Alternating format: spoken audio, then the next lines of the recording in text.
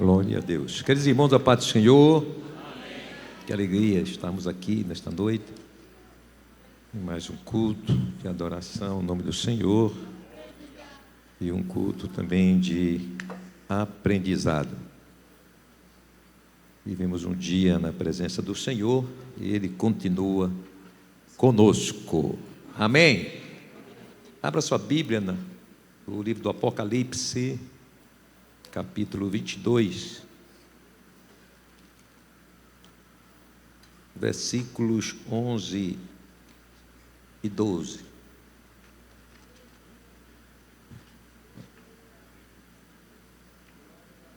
Apocalipse 22, versículos 11 e 12. Quem é injusto, faça injustiça ainda. E quem está sujo, suje-se ainda. E quem é justo, faça justiça ainda. E quem é santo, seja santificado ainda. E eis que cedo venho, e o meu galardão está comigo, para dar a cada um segundo a sua obra. Amém.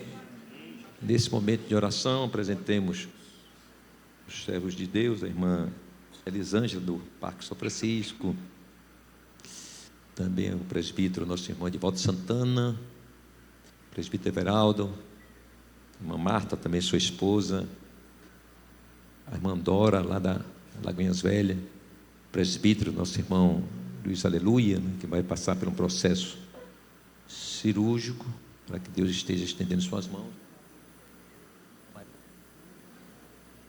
Sim, a nossa irmã Maria, mãe de nossa irmã Joquebede, também a irmã Neuza, a esposa do pastor Secundino, né, a serva do Senhor, também precisa das orações dos santos, a irmã Antônia da Praça Kennedy, é uma série de irmãos que precisam, e eu também preciso. Quem mais necessita das orações? Nós necessitamos. Pastor Wilson vai estar orando, apresentando-nos ao Senhor.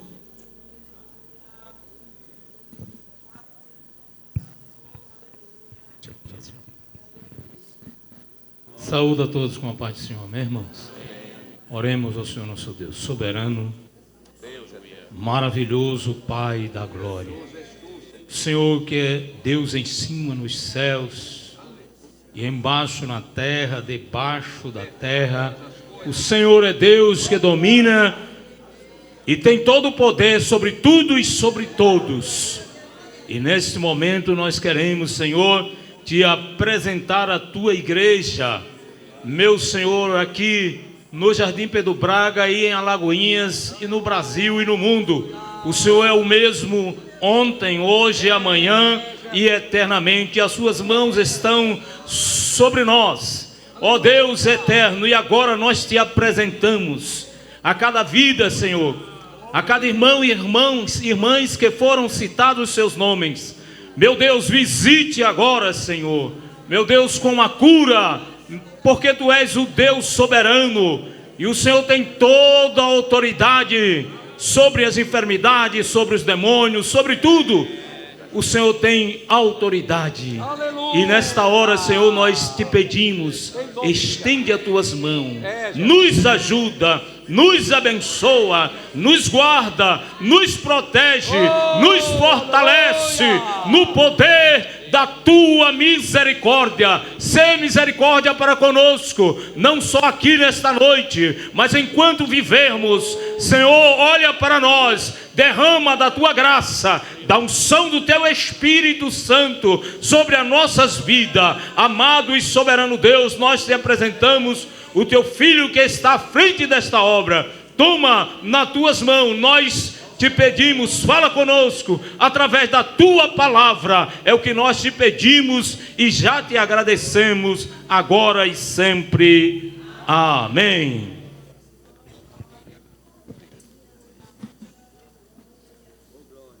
Glória a Deus. Queridos irmãos, o texto que nós lemos nos chama a uma reflexão profunda e séria sobre como está a nossa vida de convicção, de firmeza. Nossa vida, se está uma vida realmente decidida com Jesus e para Jesus. Nós temos observado a existência de irmãos que a gente vê, percebe e contempla o frutificar dessas pessoas não sendo um frutificar agradável ao Senhor. E isto é preocupante, porque a vida do crente é uma vida de estar sempre decidido, pronto. O crente tem que estar convicto. Isto é uma necessidade para não correr o risco de não participar do arrebatamento da igreja. E quando o crente ele se descuida da sua fé, ele se torna vulnerável. Um crente sujeito ao fracasso espiritual. Outra coisa que se percebe também nesse tempo da igreja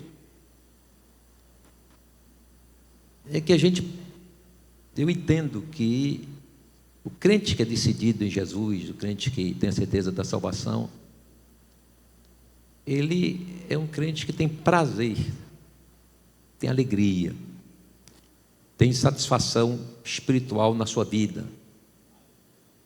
Ele expressa isso, não só na sua vida em si, até no seu semblante. Ele expressa a alegria do céu, a alegria do salvo. Outros também a destacar, outro ponto a destacar, é que tem crentes também que fica aquele crente como se fosse um jarro da igreja, colocado aquele jarrinho e até tem umas florzinhas nele, mas só é um jarro. E jarro, você coloca ele ali, dali ele só sai se alguém tirar.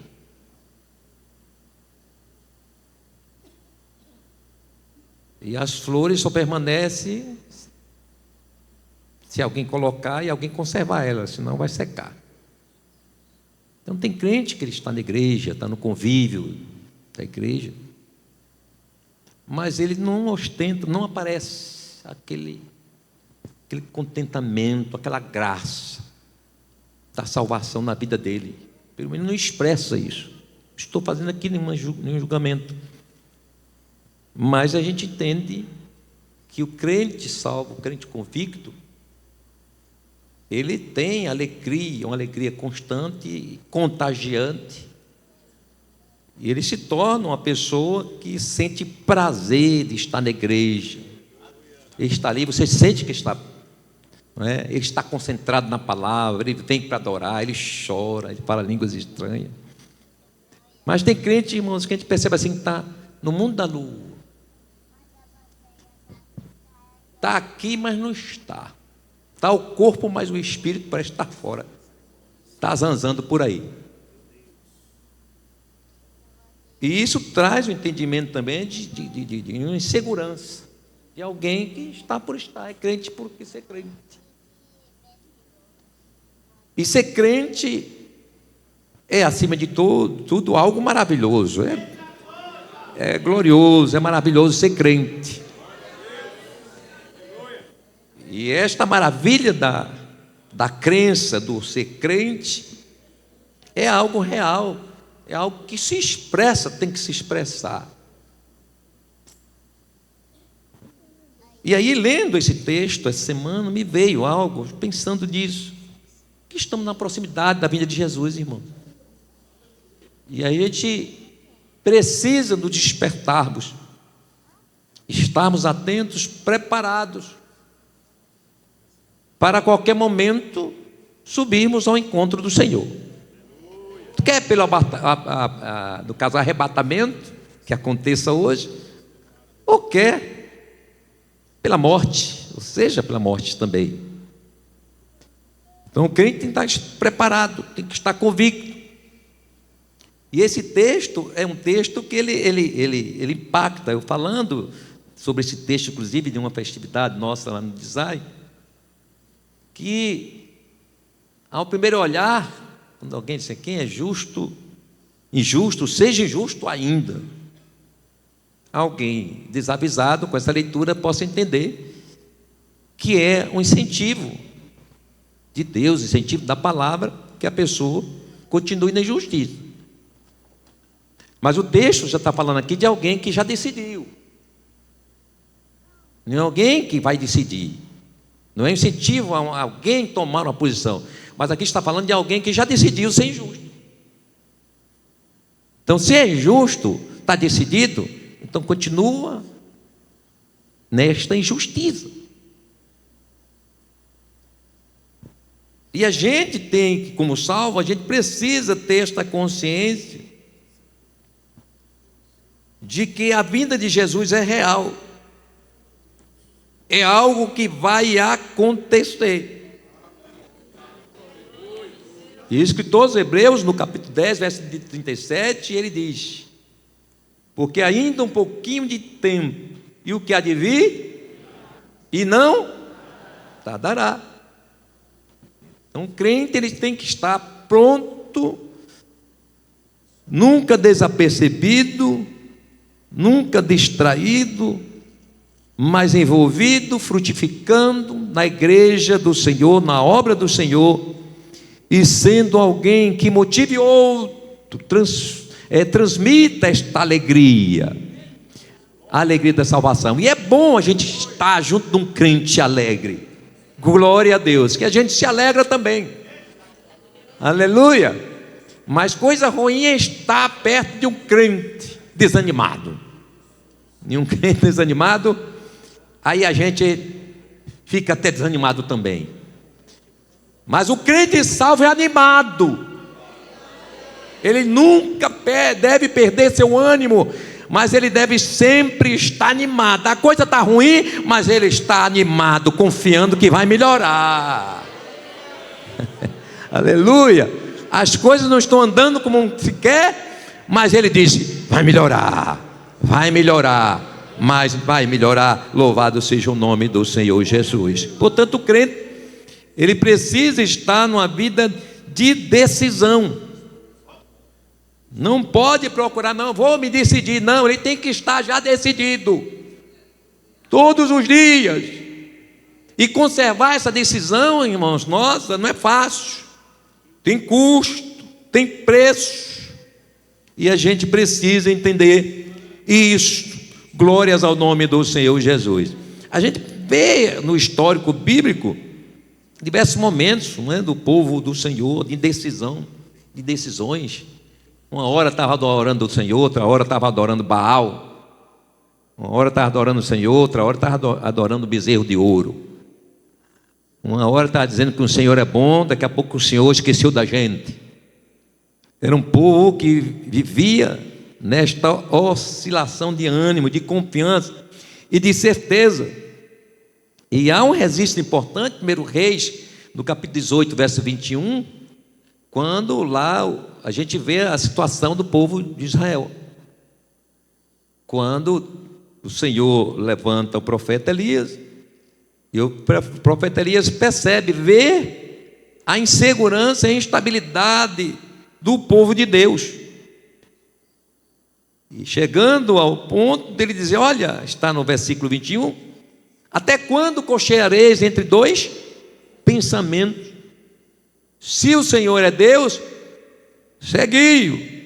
E se Baal, segui-o. E o pior que o texto diz, e o povo lhe não respondeu nada.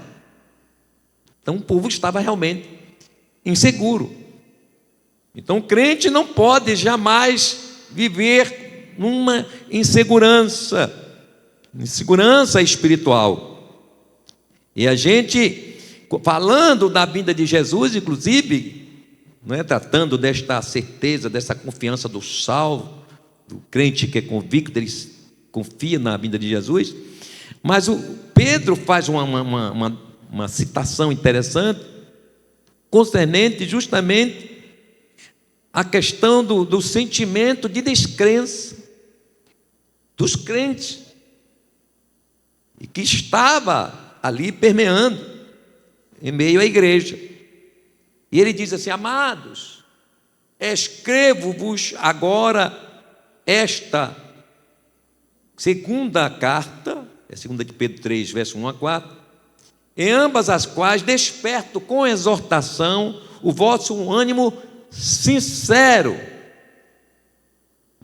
para que vos lembreis das palavras que primeiramente foram ditas pelos santos profetas, e do nosso mandamento, os apóstolos do Senhor e Salvador, sabendo primeiro que nos últimos dias virão escarnecedores, andando segundo as suas próprias concupiscências, dizendo: onde está a promessa da sua vinda? Porque desde que os pais dormiram, todas as coisas permanecem como desde o princípio da criação. Tem crente, irmãos, que não está tão inseguro mais da vinda de Jesus, não. E tem muito incentivo para isso por aí, não é? Já entendimento dizer que a vinda de Jesus já aconteceu, a vinda espiritual, ele está aqui, o reino está aqui, Jesus está aí. Eu estou falando dentro já do doutrinamento, as minações no doutrinamento, que faz parte da doutrina da salvação, que está sendo minada, inclusive, dentro do contexto da Assembleia de Deus. Já tem gente por aí que não crê que existe inferno. Estou falando de pastor da Assembleia de Deus. Se não existe inferno, não existe céu. Se não existe céu, não existe inferno. E o que é que a gente está fazendo aqui essa noite? Vamos para casa. Vamos cair na bandeira, não é? Debandada aí por aí. Mas existe. Existe céu e existe inferno. Então, tem crentes que possam estar nesse tempo, não é? Bêbados pelas coisas que ele ouve aí, pelas internets da vida. E ele está embriagado, ele está inseguro, já não crê mais naquilo que foi ensinado, naquilo que ele aprendeu, naquilo que ele, quando se batizou nas águas, ele estava na convicção: eu sou crente mesmo, eu sou nova criatura, eu creio nessa doutrina, eu vou seguir essa doutrina. E hoje já não encontra-se mais nessa segurança. E isso é perigoso, porque um crente nessa situação, ele está ao ponto da apostasia. E Paulo alertou sobre isso, sobre a apostasia, que muitos haviam apostatado da fé, dando ouvido a espíritos enganadores. Aqui está falando de pregadores, de profetas, que ficam distorcendo ou, na verdade, desfazendo daquilo que a Bíblia diz. E nós temos que entender que, com a aproximação da vinda de Jesus, esse número de pessoas, de pregadores, de falsos profetas, falsos mestres, eles vão aumentar. E eles não estarão fora do contexto do nosso congregar. Eles vão estar inseridos em meio à igreja do Senhor. E aí o crente tem que estar bem basado na palavra, convicto, certo da sua salvação.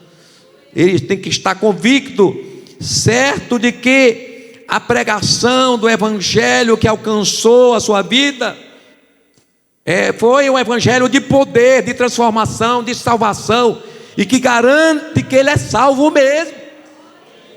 Glórias ao nome do Senhor Jesus para sempre. E por conta disso, Paulo, ele exorta a fazer um exame de consciência todos os dias da nossa vida. É preciso a gente fazer esse exame de consciência.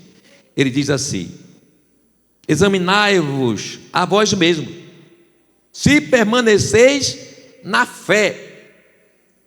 Não tem crente que pode estar na igreja, mas não permanece na fé. Ele está aqui, mas está contrariado com a pregação, com a doutrina, ele não concorda com as coisas da igreja.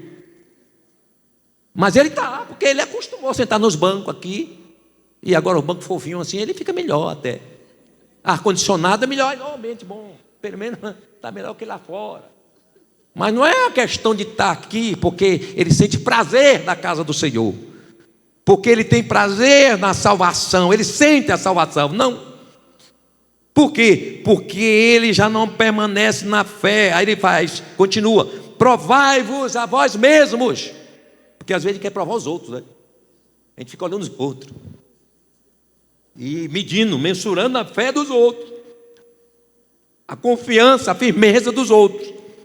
Aí esquece da gente, esquece de nós mesmos. Aí ele diz, olha, provai-vos a vós mesmos, não prove os outros não.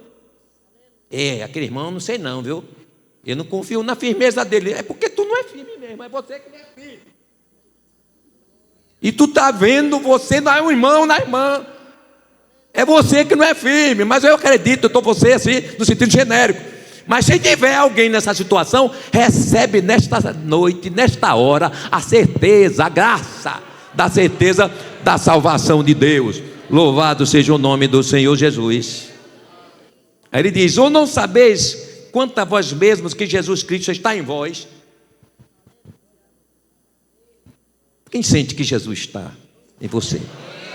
Se você não sente Jesus, pode ir embora para casa, vai assistir televisão, vai jogar bola, vai beber, vai fazer um bocado de coisa.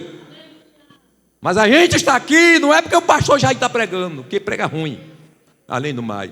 Nós estamos aqui porque Jesus está aqui e está em nós. Quem sente essa certeza, quem tem essa certeza da presença de Jesus em sua vida? Então quem não sente Jesus em sua vida, meu irmão, está perdendo tempo em você dizer que é crente, perdendo tempo até que é pastor. Tem pastor também que é assim, pastor é crente, pastor também tem sentimentos, pastor tem fraquezas, pastor sem limitações. Se pastor fosse o super-homem, pastor não se desviava, pastor não pecava. Mas pastor também pode estar meio inseguro. Não tem pastores inseguros por aí? Aí ele diz mais, se não é que já estáis reprovados. Vamos dizer, pode ter crente na igreja, mas está reprovado, está cantando, está pregando, e até prega bem, olha, e até fala línguas estranhas, mas está reprovado. Mas pastor, como é que descobre o crente aprovado? Aí não é comigo, é você, o Espírito Santo e a palavra. Eu não vou dizer, eu não vou aqui julgar ninguém, mas cada um julgue a si mesmo pela palavra e pelo próprio Espírito Santo, se é que habita em você ainda. E pastor, tem gente que o Espírito Santo não está mais, irmão, porque o Espírito Santo, por exemplo, se a pessoa anda com uma vida dissoluta, uma imersa no erro, no pecado, o Espírito Santo não habita em corpo imundo. Então pode ter alguém na igreja, no convívio da igreja, que está nessa situação, está reprovado, mas ele está na igreja. E aí o que é que faz com esse crente? Deixa Jesus tratar. E Jesus trata, Jesus cuida. Porque eu posso não ver alguma coisa dessa pessoa, mas Jesus vê tudo. Eu não conheço os atos dele, mas Jesus conhece. É por isso que eu não posso julgar, mas ele pode. Jesus pode. Glórias ao nome do Senhor Jesus. Então o crente, ele tem que estar convicto, tem que estar certo. Ninguém pode estar aqui envolvido em uma aventura. Vou ver aqui, quem sabe eu vou para o céu. Não. Aqui você tem que ter certeza que vai para o céu. Se não tem certeza que vai para o céu,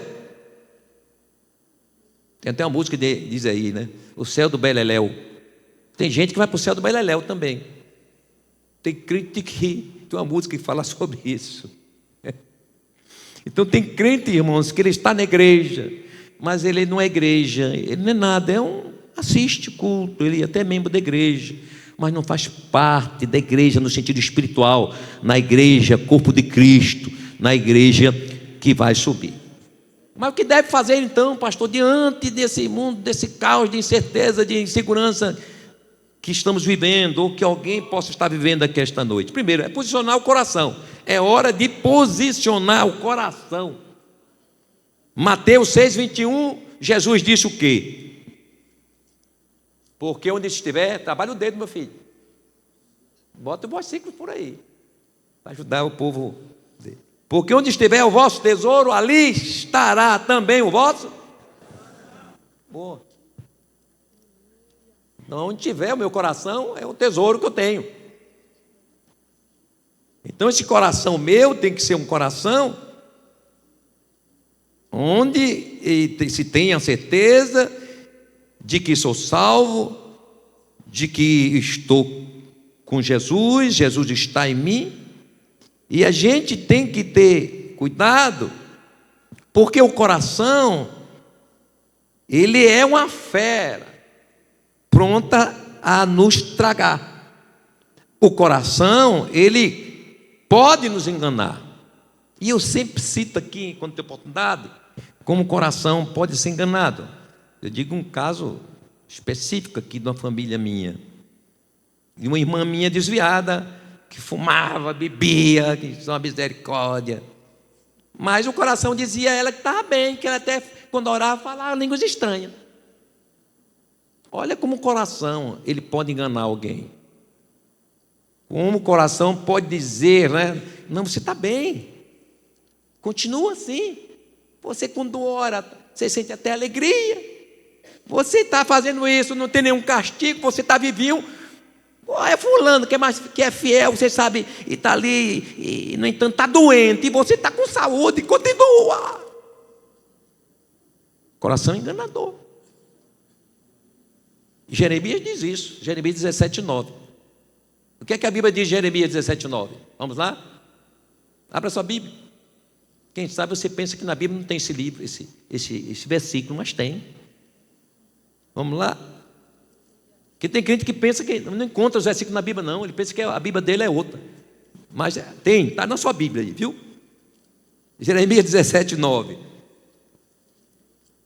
Olha que o texto diz: enganoso é o coração mais do que todas as. E não é só enganador, não, é perverso também. E perverso. Quem o conhecerá? Então, cuidado com o seu coração. Em dizer que você está bem, não, você está bem, mas você não está bem. Mas ele é enganoso. E esse coração, ele é não é? É uma fera. Precisamos domar o coração para que não sejamos tragados por ele. E aí, quando eu trago também essa reflexão de hora de posicionar o coração, eu toco aqui também numa área importante, que é justamente essa inquietude, essa ansiedade que nós temos nesses dias pela nossa vida, pelo realizar das coisas, em querer que se consolide os nossos projetos, é deixar se envolver totalmente, o coração ser tomado pelos anseios das necessidades. E a gente tem que ter cuidado com isso, que inclusive tem sido uma das grandes razões de muitas doenças psicossomáticas. E não só para aí, tem muitas pessoas com depressão, pessoas que não estão conseguindo dormir, porque estão inquietas.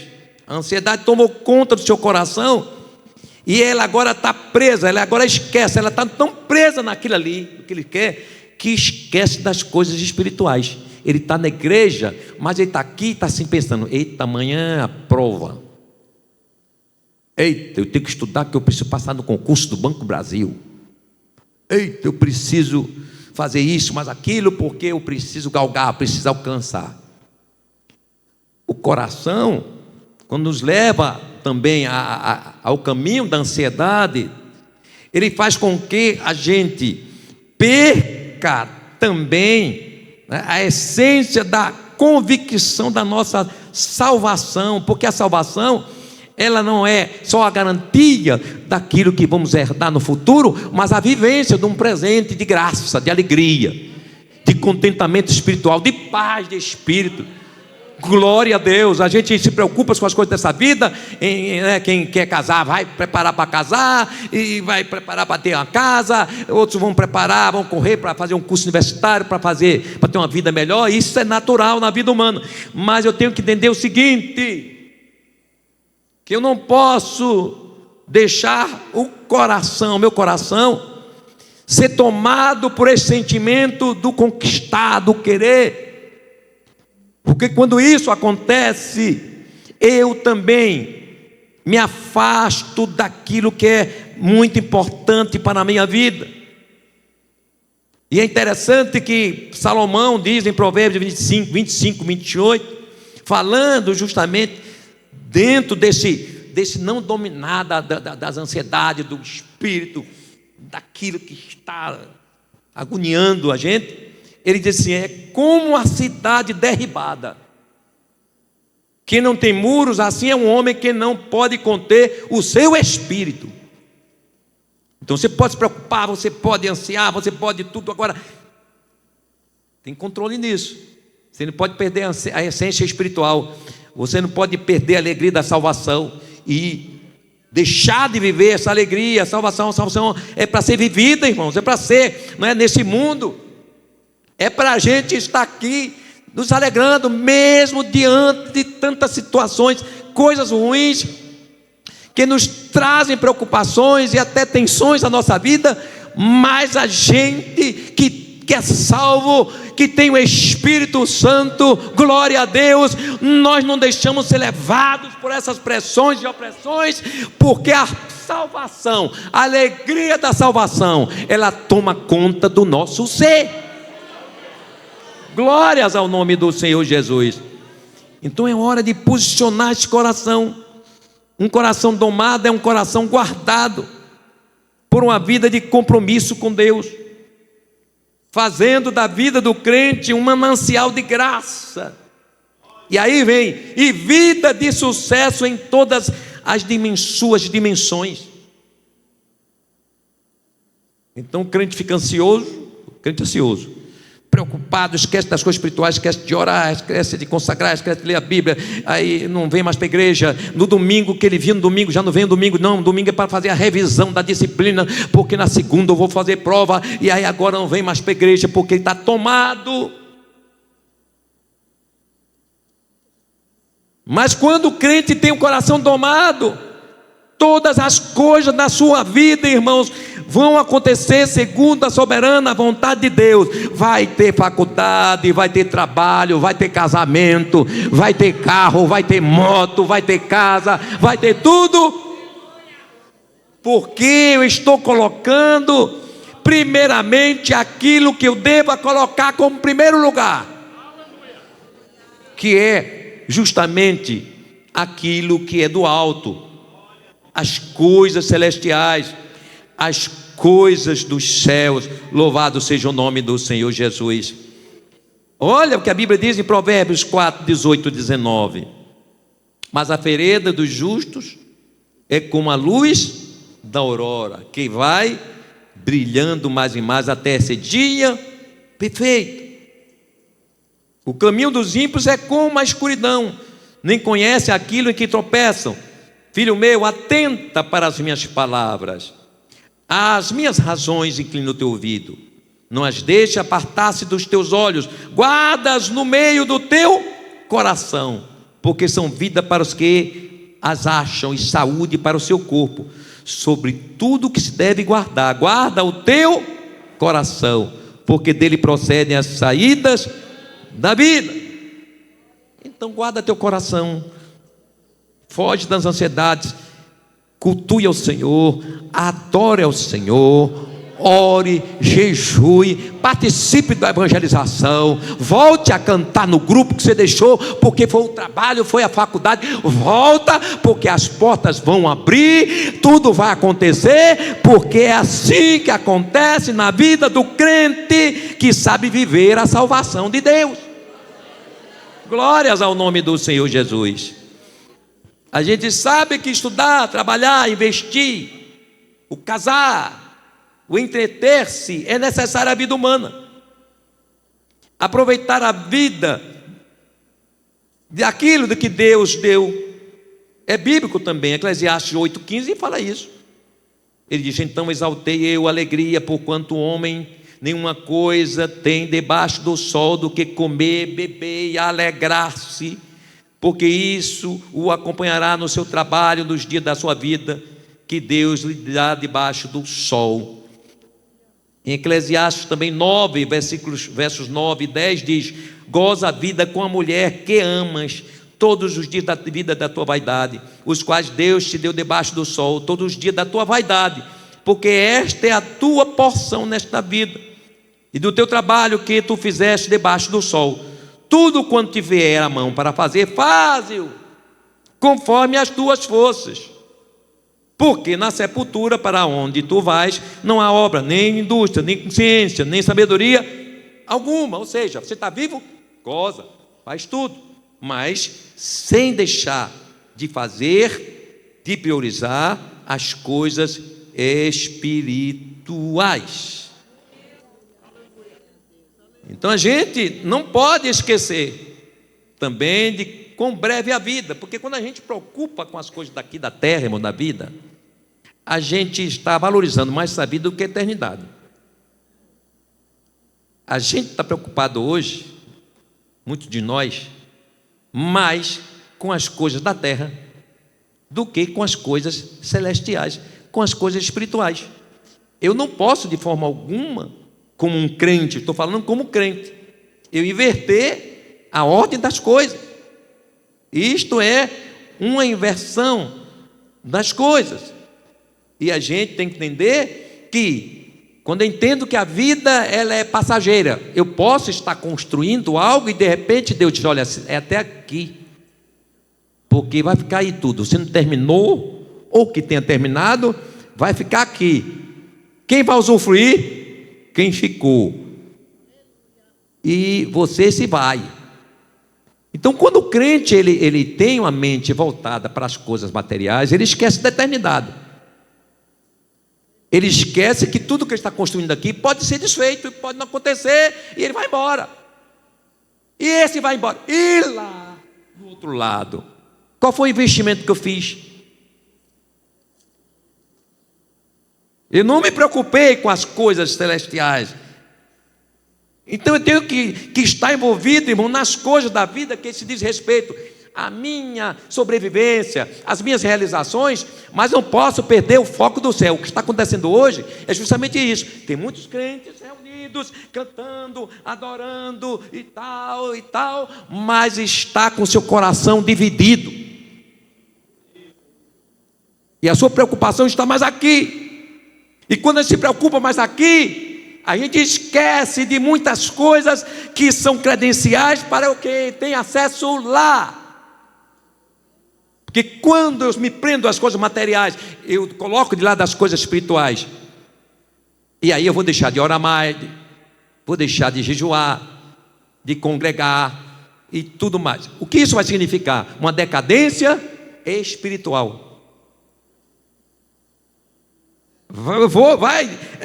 Minhas forças, ou seja, vai sendo diminuídas. As minhas reservas espirituais serão extintas com o decorrer do tempo. Então o crente, quando ele se preocupa muito com as coisas daqui, e não tenho tempo, eu não posso, e lá vai tanta coisa, ele está a um passo, porque ele está deixando as coisas de Deus de lado para cuidar dessa. Deve cuidar dessa, mas sem desprezar estas. Está o quê? Investindo nessa, coração nessa. E esse segundo plano: não, eu não posso ir para a igreja, não, domingo eu vou, não, nessa ceia eu não sei não, mas na próxima é na congregação, eu não sei, não, hoje eu não vou no evangelismo não, mas para a semana eu vou. E essas transferências que a gente faz do tempo, do nosso servir ao Senhor, isso vai nos conduzir mais cedo ou mais tarde a uma vida de relaxamento espiritual. E aí, do que vale a nossa vida, o nosso esforço, aquilo que a gente fez no sentido material, se no espiritual não investir. A gente não pode esquecer disso. Aí ele diz, o salmista, é interessante que ele diz aqui sobre a brevidade. Ele diz assim, Salmo 39, verso 4 a 7. 4 a 7, diz assim: Faze-me conhecer, Senhor, o meu fim, e a medida dos meus dias, qual é, para que eu sinta quanto sou frágil. Eis que fizeste os meus dias como os apalmos, o tempo da minha vida é como nada diante de ti. Na verdade, todo homem, por mais firme que esteja, é totalmente vaidade. Na verdade, todo homem anda como uma sombra. Na verdade, em vão se inquietam, se anseiam, amontoam riquezas e não sabem quem as levará. Agora, pois, Senhor, que espero eu? A minha esperança está em... Pronto. Então a tua esperança não está na faculdade, não está no carro, não está na casa, não está na garantia do futuro. Não, vou investir aqui porque estou envelhecendo e eu tenho uma garantia aqui do meus aluguel, do não sei o que, isso. Ótimo, ok. Mas o pensamento também está no céu. Você está investindo no céu, está investindo na eternidade. Porque todos esses planos seus, repito, podem não ser concluídos. Mas a eternidade você tem que ir, que você queira ou não queira, a eternidade vai acontecer. Aqui você pode não realizar as coisas que você quer, mas a realidade da eternidade, você não vai poder fugir. E essa realidade da eternidade, nós já sabemos. Tem duas eternidades. É a eternidade com Deus, a eternidade sem Deus. Eu estou indo a esse extremo porque pode um crente aos poucos ser elevado ao materialismo de tal forma que ele vai esquecer mesmo de Deus, vai se desviar sim. E essa palavra, quem sabe, é para despertar alguém aqui que está apostando nisso, apostando no futuro, apostando nisso e mais aquilo, mas aposte também na eternidade. Glórias ao nome do Senhor Jesus. E ele exorta inclusive aos ricos. Não é uma afronta aos ricos, porque riqueza ela quando vem de Deus é bênção. Um crente pode ser rico. Um crente pode ser bem abastado. Sim, não tem problema nenhum. Aí Paulo diz, olha, em 1 Timóteo 6, 17 a 19, diz, olha, tudo bem, eu estou aqui parafraseando, mas olhe bem, lembre aí, aos ricos, ele está falando dos crentes, deste mundo, que não sejam altivos, nem ponham a esperança na incerteza das riquezas, mas em Deus, que abundantemente nos dá todas as coisas para delas gozarmos. Está vendo? Tudo vem de Deus. Então a riqueza é para ser bem vivida, sem exaltação, sem soberba. Aí ele continua dizendo: que façam o bem, enriqueçam em boas obras. Olha, investimento. Investiu no material, ok, está rico, está, maravilha, está estável, está. Mas ele disse, invista também aqui, enriqueçam também em boas obras. Repartam de boa mente e sejam comunicáveis. Que entesourem para si mesmo um bom fundamento para o futuro, para que possam alcançar a vida eterna. Pode sonhar, meu irmão, pode sonhar, pode realizar, mas invista também, que seu sonho seja também a eternidade, morar com o Senhor. Glórias ao nome do Senhor Jesus, aleluia. Então não podemos prendermos a esta vida. Glórias ao nome do Senhor Jesus. E é importante a gente observar que prender-se à vida terrena é contentar-se com o que pode se extinguir a qualquer momento. Olhar para a eternidade é se alinhar com o que Deus preparou para o crente salvo. E o que Deus preparou para o crente salvo? Romanos 8, 12 e 21 já diz muita coisa sobre isso. Romanos 8, 18 a 21. Olha o que diz a palavra do Senhor. Porque tenho para mim,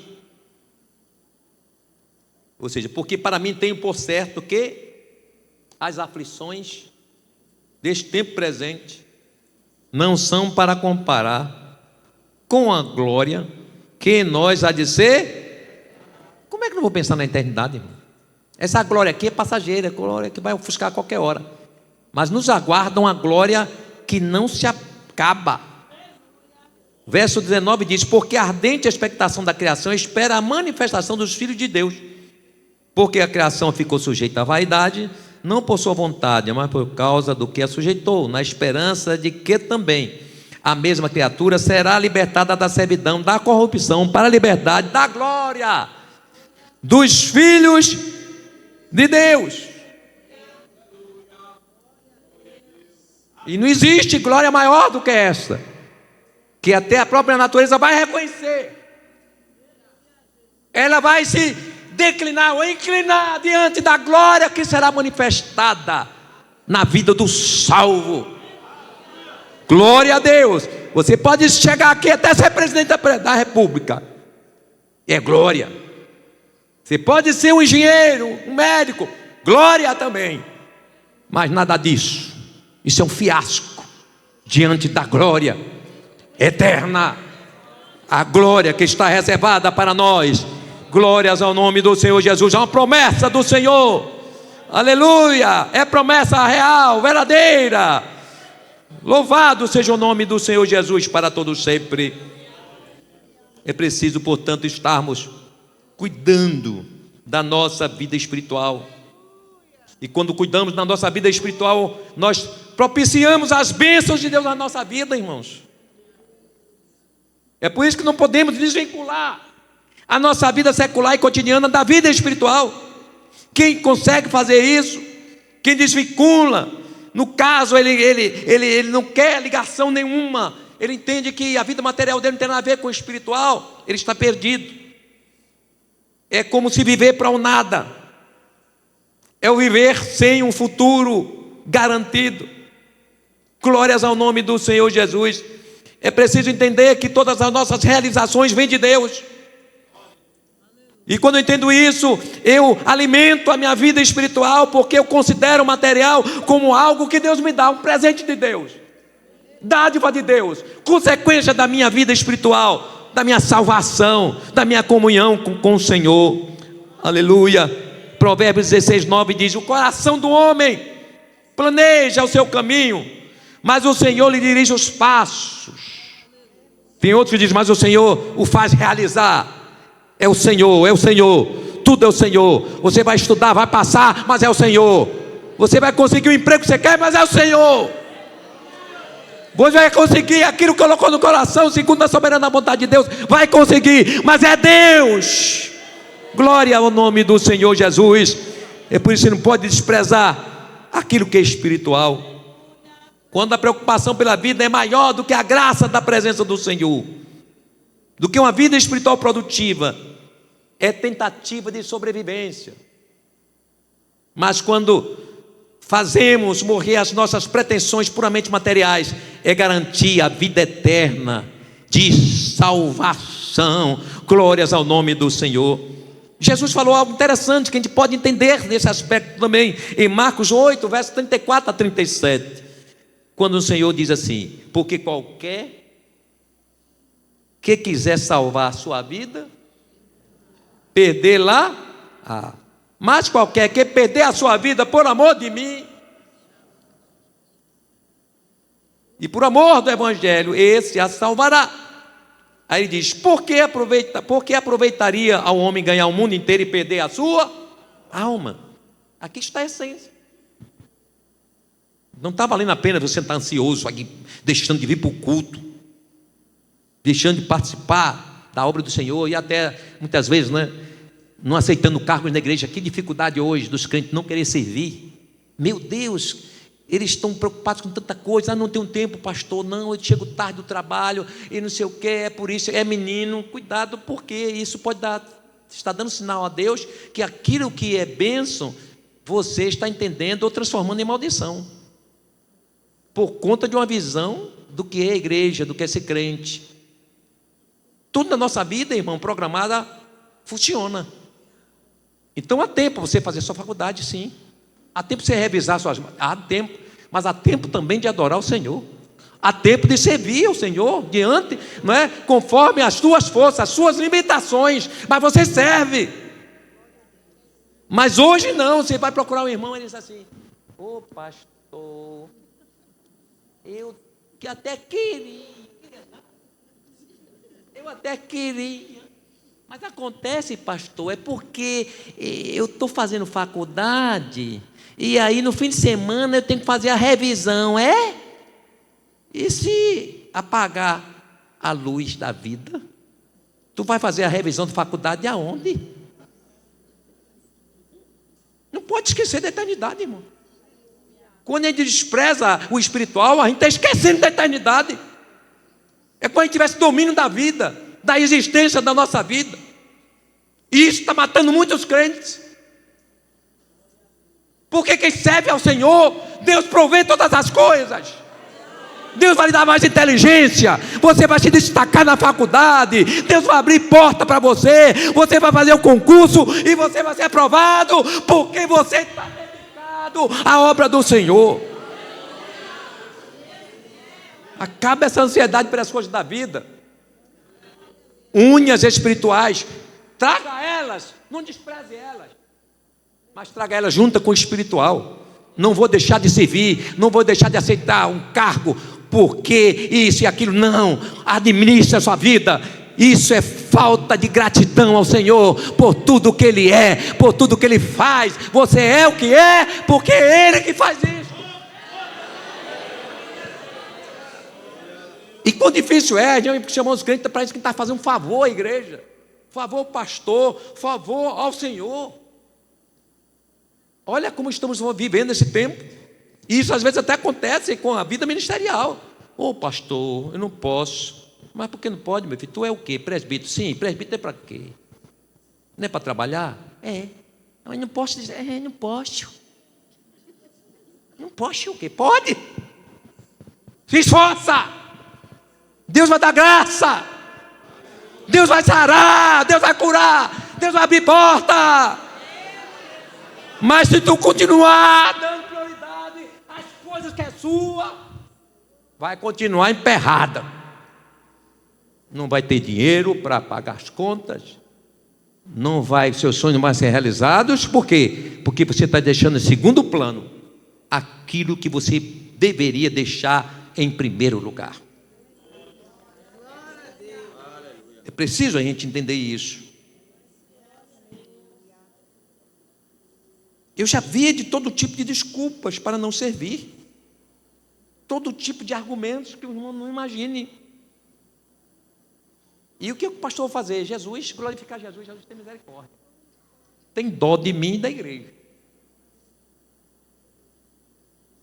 Porque a pior coisa que tem um dirigente, agora chega no fim do ano, é a luta, né? Vocês sabem disso. Uma luta para ter pessoas cooperando na igreja. Cada um com sua desculpa, cada um com sua importância. Cuidado. Deus tira coisas da vida da gente também para chamar a nossa atenção, viu? Deus tira carro, Deus tira bens, e Deus mexe com a saúde também, viu? Para nos chamar a atenção, para entender que Ele é tudo, tudo é por Ele. Tiago fala que toda dádiva, todo dom perfeito vem de quem? Do Pai das luzes, vem de Deus, toda dádiva. Glórias ao nome do Senhor Jesus. É preciso entender isso. O tempo chegou ali, mas eu estou finalizando, tocando nesse assunto, porque é algo que precisa Deus fazer no coração dos crentes. É as pessoas entregando, irmãos, as funções que têm e deixando de gente sem saber o que faz. Meu Deus, o que eu vou fazer? Como se fosse uma empresa. Nem na empresa alguém faz isso. Vê se alguém chega lá para o gerente: eu não quero trabalhar mais não, viu? Eu agora vou tomar banho de praia, eu vou tomar emprego. Faz isso, faz. Mas por que na obra de Deus a gente faz isso? A gente esquece que o emprego vem de quem? A saúde você tem, vem de quem? Se Deus tirar a sua saúde, você pede emprego. Se Deus fechar o emprego, você está com saúde, mas não tem emprego. Tudo é Deus. Então a gente precisa, eu estou falando, o pastor fugiu do assunto, não. Eu ainda estou dentro do contexto, porque é uma vida de convicção, de certeza do crente, do arrebatamento, que ele é salvo, tudo mais. Ele vive numa plenitude, irmão, geral. Não é plenitude só espiritual, não. Ele tem plenitude também material, plenitude social, plenitude profissional. Tudo vem, né, somado. É aquilo que Jesus falou quando está falando das ansiedades lá em Mateus capítulo 6. Ele começa 6, do 5 ele começa a falar, né, dentro do Sermão da Montanha, quando ele fala ali das ansiedades da vida. Que não importa, por mais que você se preocupe, por mais que você fique ansioso, você é incapaz de aumentar um côvado, ou 1 milímetro, ou 1 centímetro, sei lá o que for, do seu tamanho. Você não consegue mudar nada daquilo que já está dentro do projeto do livro de Deus. Não muda. Aí ele diz aqui: olha, por que vocês estão perdendo tempo ficando ansioso? Ele diz: olhai as aves dos céus, que eles não semeiam, eles não plantam. Aí você havia algum passarinho morrer de fome, de sede? Só se for na sua casa, criando na gaiola. Mas fora não. Você olhou já o lírio dos... que eles não tecem, mas nem Salomão se vestiu como nenhum deles. Aí ele diz: eu cuido dos animais, eu cuido da natureza, não vou cuidar de vocês. Aí ele diz assim: mas tem uma coisa, mas buscar em primeiro lugar o reino de Deus e a sua. Aqui é buscar as coisas espirituais,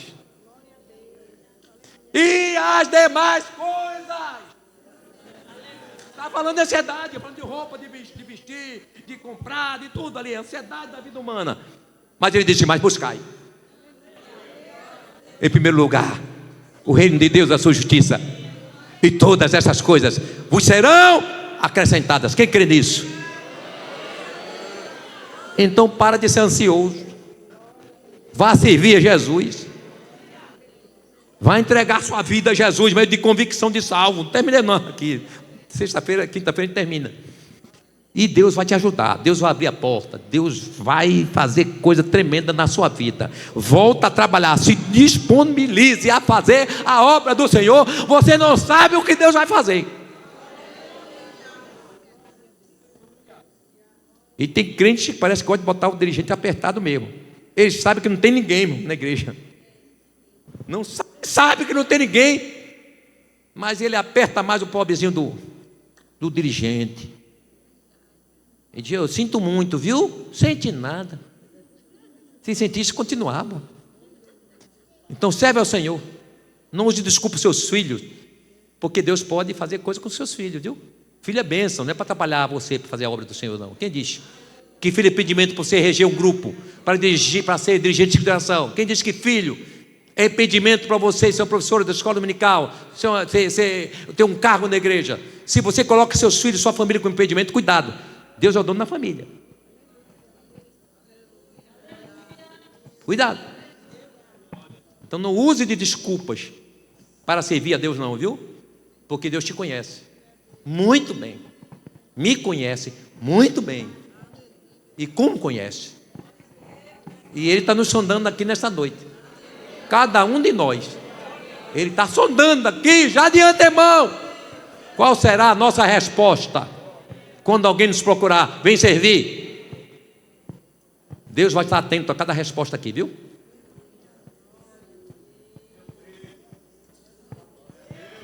E olha lá a tua resposta. A tua resposta pode ser resultado de bênção ou não. E isto não é palavra de ameaça, não. É palavra de conscientização espiritual. Isso é Deus falando conosco aqui. Faça a obra do Senhor. Faz. Sabe o que vai acontecer? Vai ter abundância. Vai transbordo. Vai transbordar. E o nome dele será glorificado. Quem crê nessa promessa, nessa palavra, glorifica o Senhor.